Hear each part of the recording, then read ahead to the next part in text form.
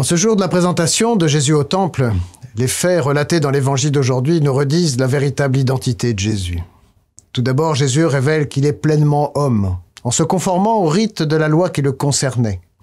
Dès le début de sa vie, il ne se considère pas comme un privilégié au-dessus des hommes et des lois. Au contraire, s'anéantissant, il suit ce rite de purification de l'ancienne alliance et ainsi s'inscrit dans notre histoire humaine.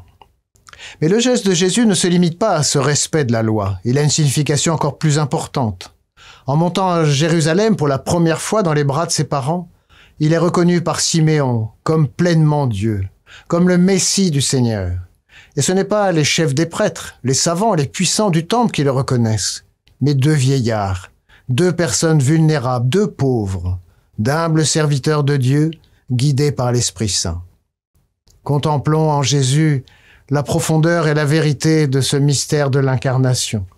Lui qui a accepté de vivre notre condition humaine dans l'humilité et qui s'est abaissé pour être un pauvre parmi les pauvres. Seigneur, fais de nos cœurs des cœurs de pauvres, pour que nous sachions te reconnaître dans le quotidien parfois banal de nos vies, dans la pauvreté des apparences. C'est là que tu es présent. Amen.